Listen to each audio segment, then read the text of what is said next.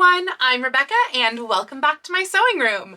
Today it is time to start a new project and I am super excited. I've been itching to do this one all through the lead up to the Victorian Festival, but it's Edwardian, so you know, it just wouldn't have made sense. So we are diving into the Edwardian era today, probably about 1906-ish, 07-ish, somewhere in there, right in the middle of that first decade. And the reason for that kind of semi-specific date on there is because I'm actually planning to wear this skirt in my upcoming production of Ragtime, in which I am playing Mother. If you are in the South Puget Sound area and you are interested in coming to see Ragtime, it'll be at Lakewood Playhouse every weekend in June, and I will put that ticket information down in the description below. Please do let me know if you're coming so that I can meet you afterwards. That would be super, super awesome.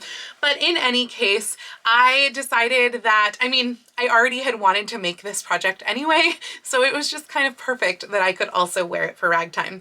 And this project I fell in love with after I saw Taylor from Dames a la Mode make an Edwardian skirt like this. So she made a couple, maybe 2 or 3 months ago now, a beautiful blue, lightweight, summery, insertion lace filled Edwardian skirt, and I fell in love. So I decided that I wanted to do something really, really similar, but I wanted purple because if you know me, you know that I make everything blue. And so let's really change it up here by making it lilac, right? I know it's not that much of a departure, and heck, my last big project was periwinkle anyway, so whatever. So this is the fabric that I'm going to be using. I'm super excited about this. For one thing, I'm really excited because it's the first ever fabric that I've purchased from Mood, and that makes me feel fancy, even though this was on super clearance and it's like cotton and not fancy. But it's this lovely, just really lightweight, almost semi-sheer. I don't know if you can see that it's got you can see light through it, but it's just this beautiful lightweight cotton. It's so soft and floaty, and I think it is just going to make an absolutely gorgeous Edwardian skirt, and I'm so excited. I bought, I think 6 yards. I either got 6 or 6.5 yards, which should give me enough to make a skirt with a ruffle around the bottom because I really liked the ruffle on Taylor's skirt. So yeah, this should hopefully be enough, maybe even a little extra for my skirt. Now, I really want to do insertion lace, but the world is working against me because I can't find any. I'm sure that I could have found something that was very expensive online, but it's always so hard to get lace from online, and also I waited till the last minute, and then so I was looking on Amazon and struck out on Amazon, and I went to Joann's and basically struck out at Joann's. I found one that kind of sucks. It's kind of a little plasticky looking and kind of a little shiny, and it's kind of a little thick, so I don't know if that's gonna work. We'll see. My other option is to do it not as insertion, because I could use this. I suppose I could do this insertion. I don't know. I feel like this is a little narrow for insertion, and it's also kind of modern looking.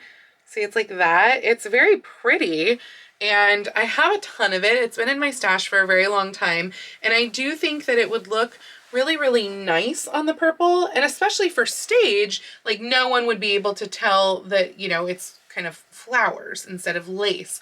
So that's one option. And then the other option, besides the Joann's lace, is to just not do insertion of any kind and just to make this a basic skirt. So we'll see. I'm going to put the skirt together first-ish. I'm pretty sure that for Taylor's, she did do her front panel not assembled.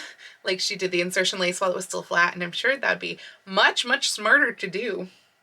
But then I wouldn't be able to see if I like the lace or not. So we'll see. Maybe I'll put the backs of the skirt together first because that doesn't get lace.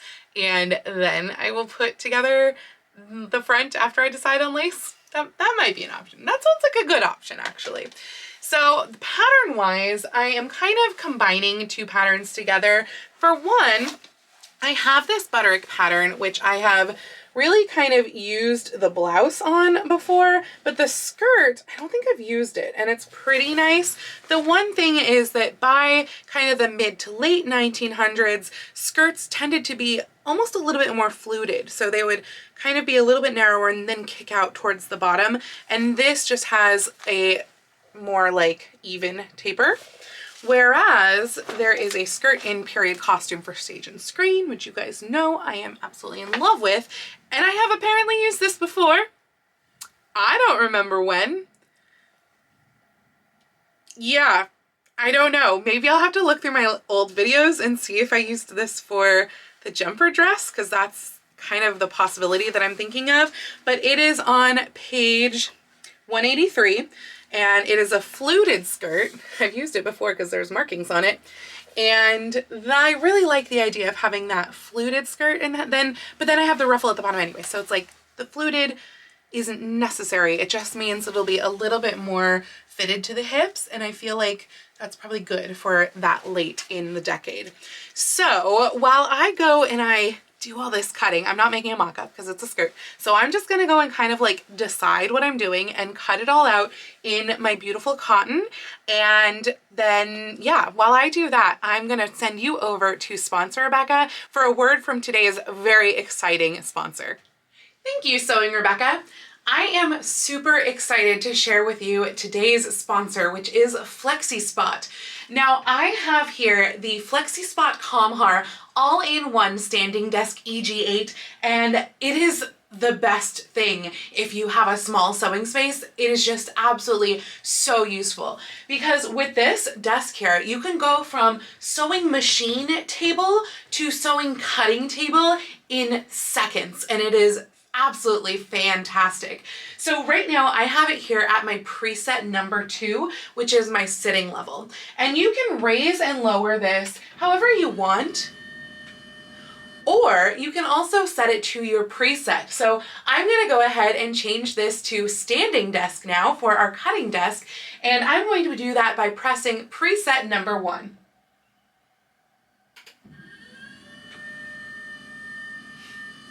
There it goes. So let's go ahead and use this as a cutting desk instead. Now that we have it set to our cutting table height, all we have to do is take off our machine, put on a cutting mat. The tabletop, which is glass, is a perfect size to use for a cutting mat. And this is a large cutting mat. This is 36 inches by 24 inches, and it is just the perfect size. It is also the perfect height, and it doesn't matter how tall you are, because it is so easy to raise or to lower the standing desk. Now, I'm actually going to use this for my work from home setup for my regular admin office job, because I do have a designated sewing space, but really this is just such a versatile desk. Once again, this is the FlexiSpot Comhar all-in-one standing desk EG8, and I have it linked down in the description below so that you can get your own FlexiSpot desk. If you are watching this on the day that this video comes out, May 24th, then you are just in time for the Happy FlexiSpot Day sale, which runs May 25th through 31st, where you can get up to $200 off any of your FlexiSpot products. Now, let's go back to Sewing Rebecca. Thank you, sponsor Rebecca. So I haven't actually cut out the cotton fabric yet, and that was because I went to go cut it out yesterday and just got so overwhelmed with the options that I could do this skirt, like the shape options. So basically, this was caused by a Pinterest rabbit hole where I went and tried to find a skirt just like Taylor's in any sort of extant or like advertising, you know, fashion plate, any of that, any original source from the period. And I couldn't really find any. So I was like, okay, maybe I need to change my plans a little and not just do like the ruffle basically all the way around. And the insertion lace was already kind of out of the question just because I don't have good insertion lace. So I went and kind of selected my favorites from what I saw on Pinterest and still couldn't decide between 3 of my favorites. And I was thinking, maybe like a blend of them would be kind of interesting as well. So yesterday I went onto Instagram. This was like 11 o'clock last night. I went onto Instagram and I put up a poll that had these 3 right here options on them, A, B, and C. And I asked you guys, okay, should I do A, B, or C, or should I do D, which would be a combination kind of like B and C? And you guys were completely unhelpful because you can't decide either. So I actually went and I tallied up the votes, and A and D are tied, and C is a little bit ahead and B is a little bit ahead of that.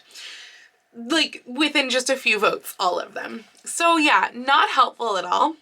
But I had drawn out last night after I posted the poll, and then I shared this in my story, I drew out this look specifically for D, and I think I really like it. I had actually drawn out like 3 different looks, kind of just erasing various elements, and I would like take a picture of it, then change the elements, and take another picture, and change the elements, take another picture. And this was what I wound up with. And I feel like it is combining everything that I like from B and C and dresses from this era, and it's giving me a fun like lace trim pattern to do, and also a ruffle, though not a super full ruffle. And the ruffle's cool because it's like different heights at the top, which was really, really popular in this period. That's the biggest thing, the difference between like Taylor's skirt and what I found really as extents is that almost always when you have a ruffle around the bottom, it's not necessarily just your kind of full ruffle like you'd see on a petticoat. It is a ruffle that has like different heights at the top or different pleating methods in one part versus another part. And so it's just all over the map. And so I think I'm gonna go with option D. I mean, a lot of you chose that and even more of you chose B and C. So like combine it all together, that means those votes are for D too, right? But I really like this version. So yeah, I'm gonna go with D. And what that means is that the base skirt is going to be full length down to the ground. And then I'm also going to have a ruffly-ish piece that is like pleated in sections, and that will be put on with like a different height adjustment at the top. I know I'm making this so much harder on myself, but it's going to be put on with different height adjustments at the top, and I'll figure out how to do it. I'm not sure. We'll get there. We'll see. I have a feeling it's going to involve like cutting away, like doing the full height of the top of the ruffle area and then cutting away the excess. So it will unfortunately be somewhat wasteful, but like I just can't figure it out otherwise. So that is going to be applied on top, and then the trim is going to go over and kind of like hide that join and create those really cool diamond shapes. And the diamond shapes are really just, that's flipped upside down from what B was anyway. It's the exact same motif, just upside down. So yeah, I think I'm happy with this decision. I think it'll look really pretty, and I'm gonna go ahead and start cutting everything out. And I am going to be using my pattern from Period Costume for Sage and Screen, where it has more of that fluted shape to it rather than the butterick pattern. So I've got that on there. My hem length was longer on there than this is going to be. So I think that's the only adjustment that I have to do, but let's go ahead and cut things out. So I have all of the pieces cut out, and I was trying to decide what method to use to seam them together. I was thinking about actually doing a French seam, which I've never actually done before. So I did a little test piece here, but it just looks so, I don't know, bold where that French seam is all folded in. I don't like how it looks like lopsided too, like it's only on one side of the seam. So then I did a serged edge with white serging, and at first I did a 1/2 inch seam allowance, which is what I normally do, but it was just kind of, I don't know, overly large. So then I changed it to a 3/8 inch, which is what you're looking at right here. And I feel like it looks really nice and crisp. It doesn't look too wide, like it's not taking up too much, but it's also less bumpy and less, I don't know, dark than this seam right here because there's less layers. So I think that the 3/8 inch serge seam is going to be the way to go there. I know that French seams probably are more well, they're definitely more historically accurate because they would not have serged it because that really wasn't a thing. But yeah, I think that is just going to be the prettier method for seaming together such a sheer fabric. The base pieces of the skirt are now all sewn together, all 7 of them, which means it is time for a waistband. I kind of waffled back and forth on whether I wanted to do like a pointed waistband or just a regular plain band, and then I could put like some sort of a belt on.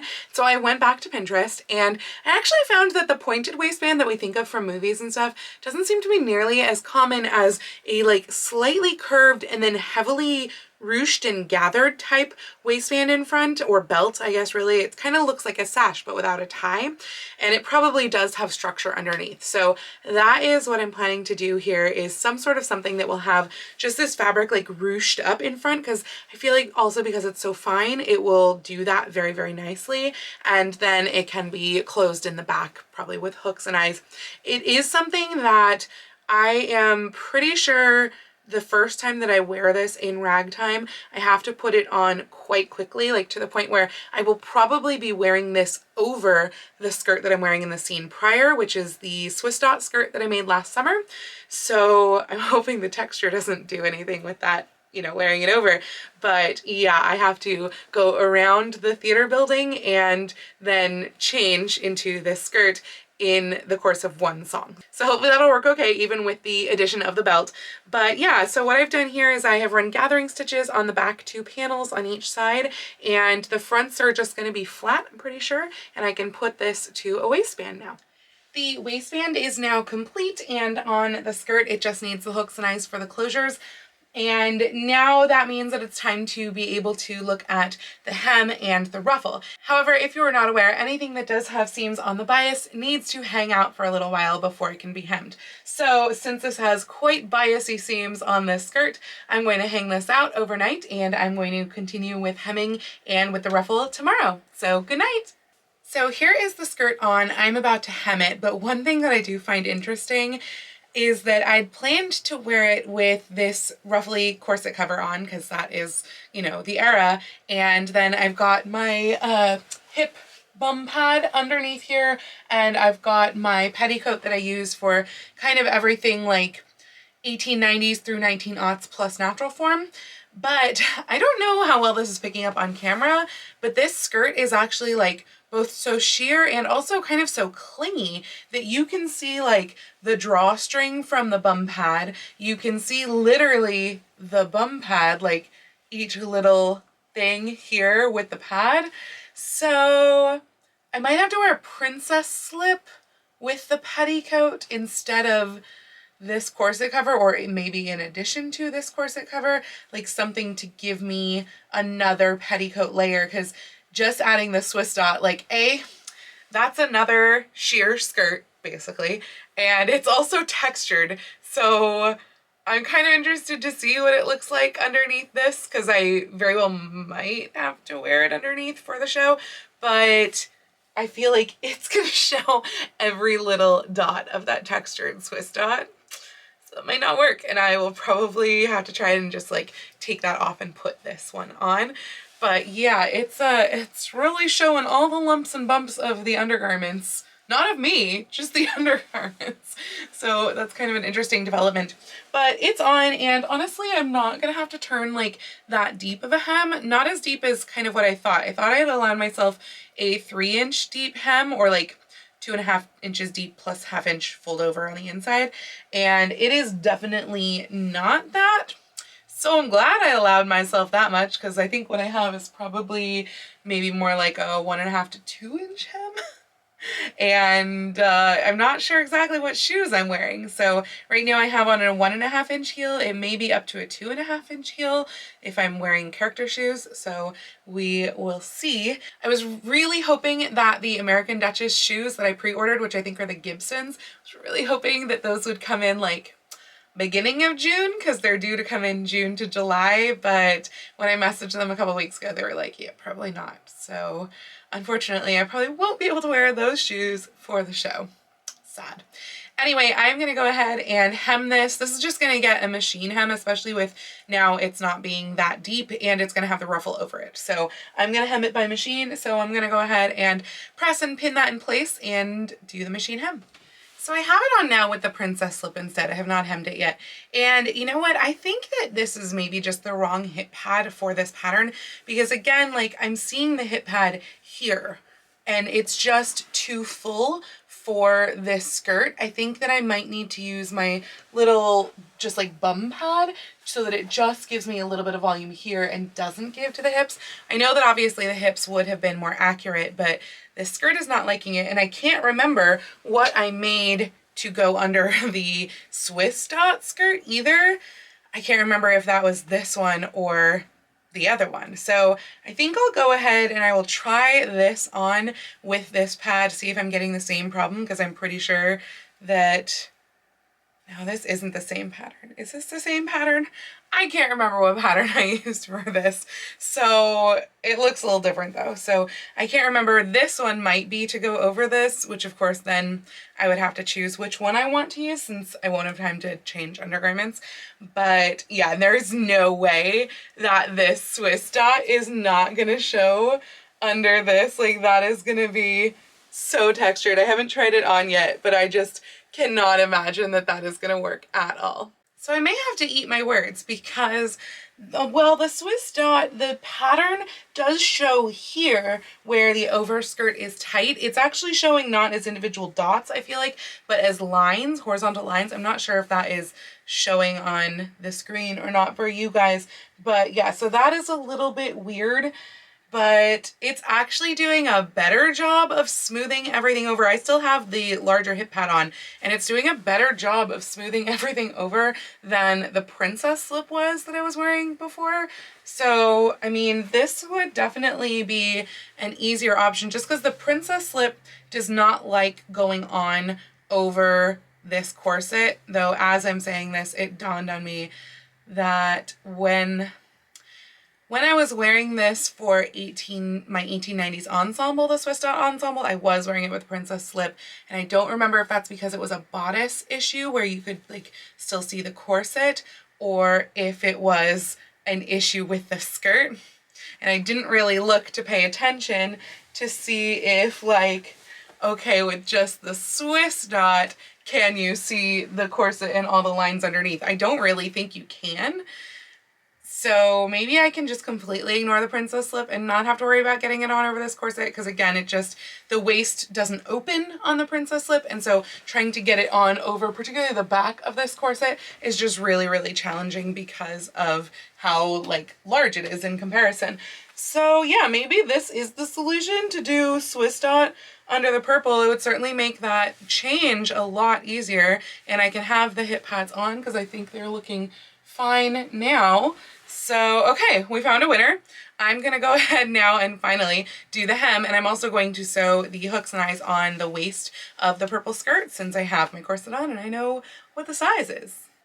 So now that the skirt is hemmed, I have been sitting down here on the floor for a little bit trying to figure out like trim placement, ruffle, etc. And I just kind of have like pinned this super loosely, really without measuring anything other than like point here, that's all I measured, and I've pinned this in to get the general shape.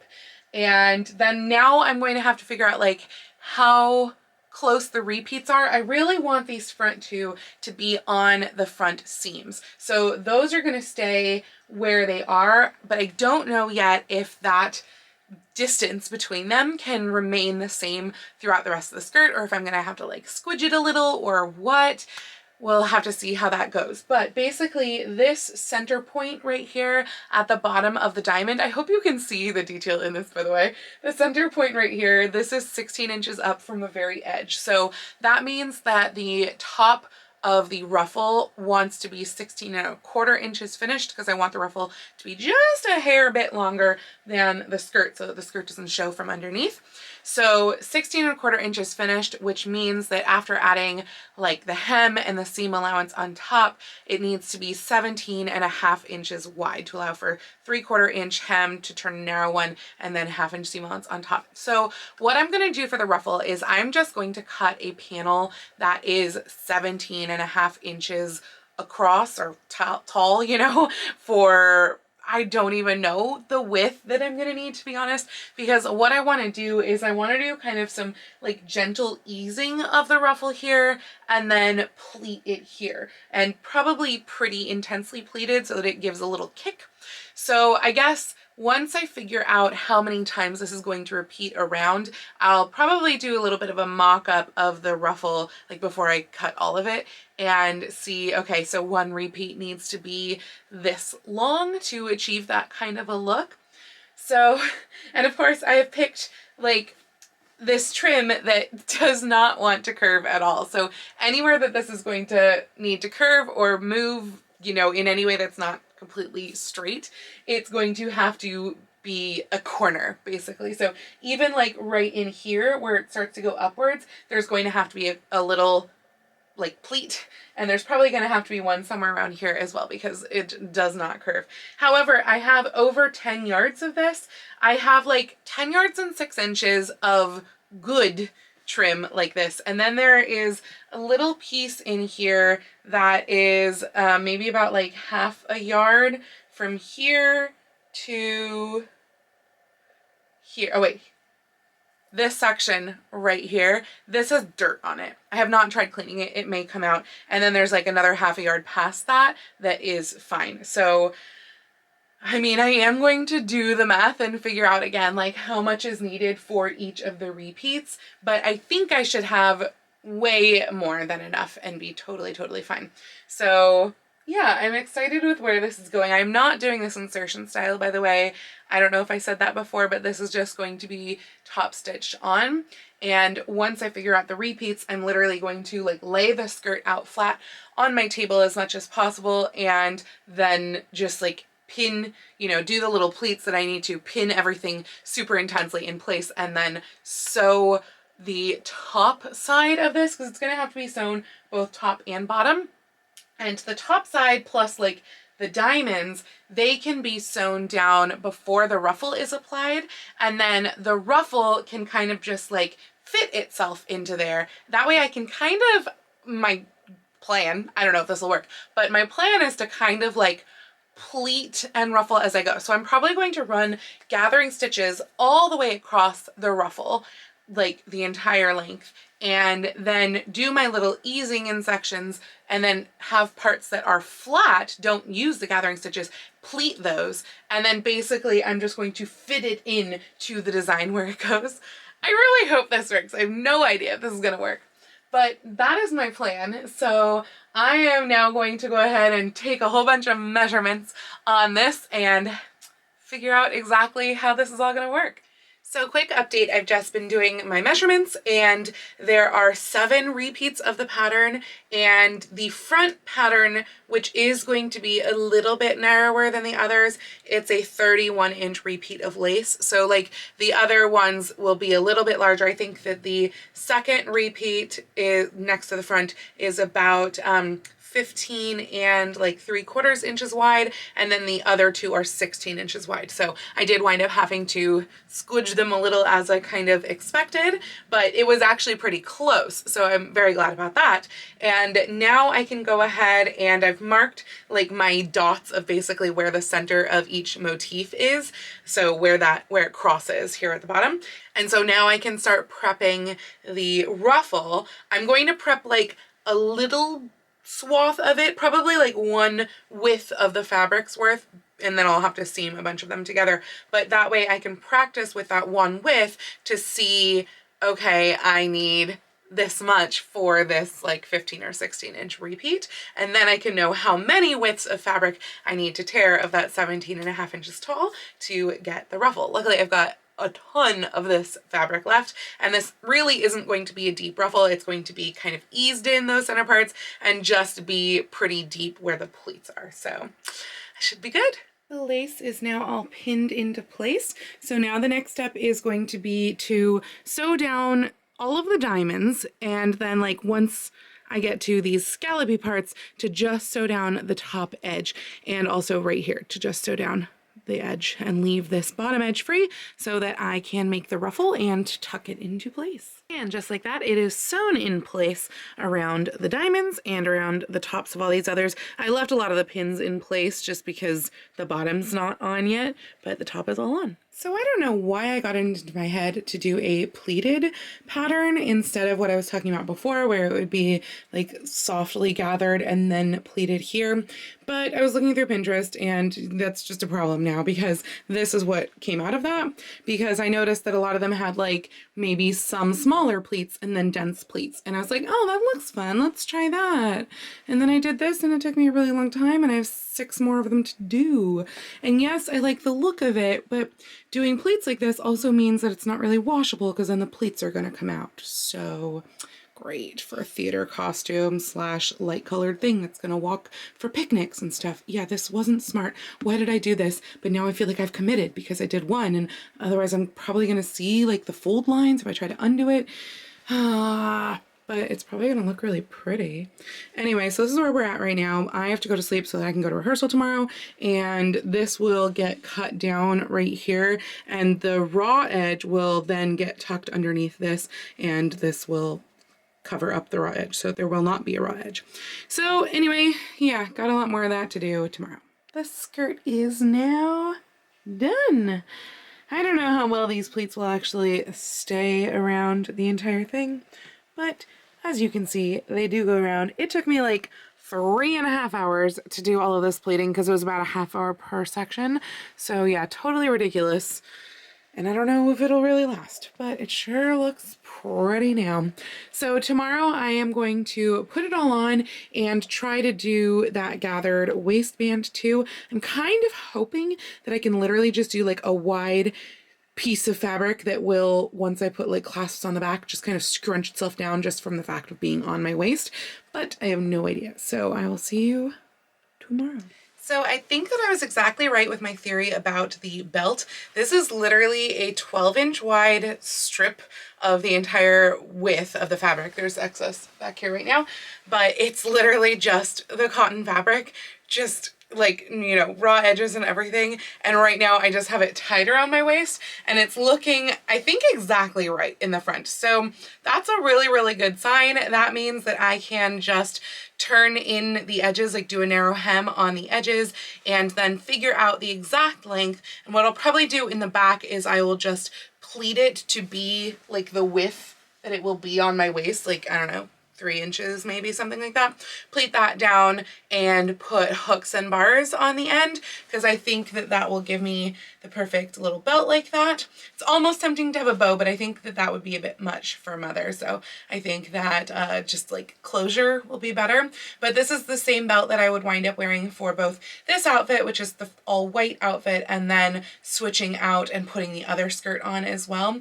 Now, the one thing that I am noticing with this, because this is the first time that I've tried this top on with this skirt, is you can probably see pretty obviously where the peplum of the top ends. And I have the top right now on underneath the petticoat. So it's not even the layer underneath the skirt, it's 2 layers underneath the skirt.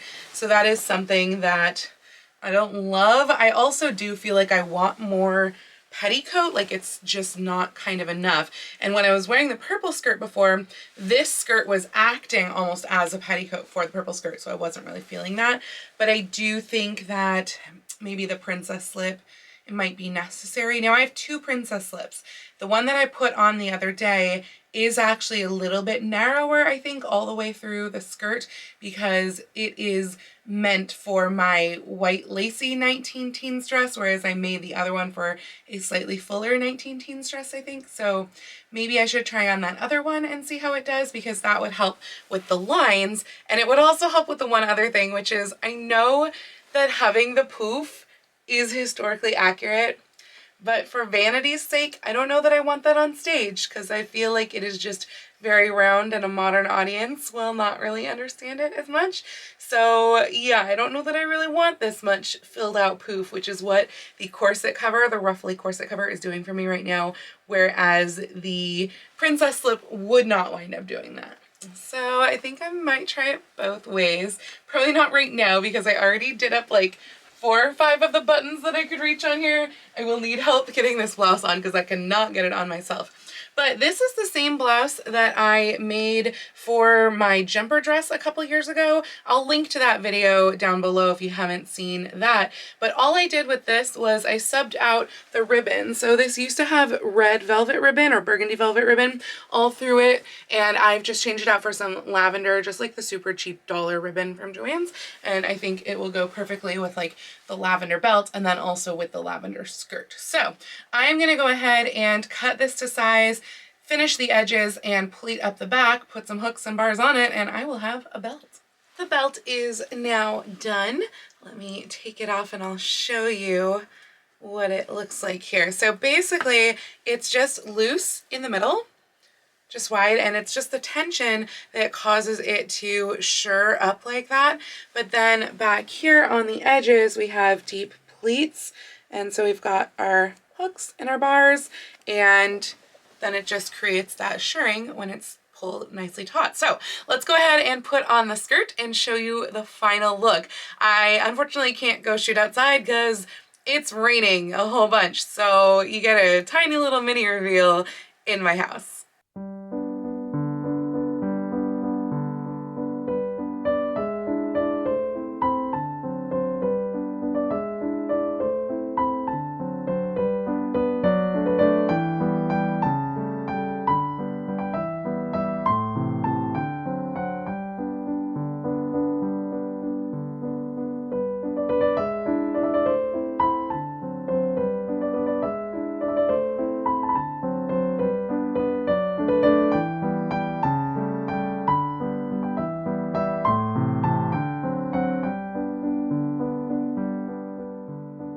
So that is it for this Edwardian project. I will have more Edwardian projects coming next week as well, because I have another costume that I'm making for myself for Ragtime and my Edwardian wardrobe. But I am super, super happy with how this turned out. I do hope that the pleating lasts on it because I think it is so pretty, and it is very much like a pleating pattern that they would have had as well, as opposed to just kind of your standard ruffle.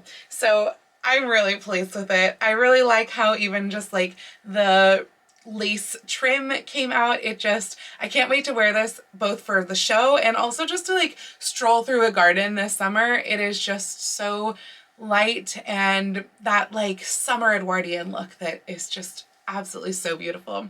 So again, super, super pleased with how this project turned out. And I think that the belt was just like a fun little trick too, where it just pulls with the shirring, and you know, it's super easy. And I made this in like, I wasn't paying attention, but I think 20 plus minutes, something like that. It was very, very quick. So that's it for this video. If you liked this video, please go ahead and click the thumbs up icon. And if you'd like to see more videos like this from me, please go ahead and click subscribe and the little bell icon to be notified every time I post a new video.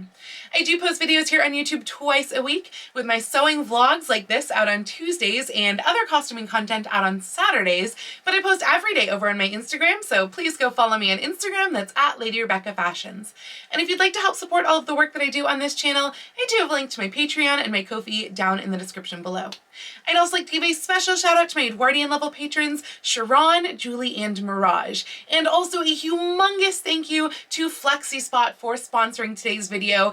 If you are interested in that FlexiSpot Comhar all-in-one EG8 standing desk, the link to that is down in the description below. I highly, highly recommend it. I've been using it now for the last week in my office, and it's fantastic. I love it. So anyway, thank you so, so much for joining me today. Have a wonderful week, and I will see you very soon in my next video. Happy sewing!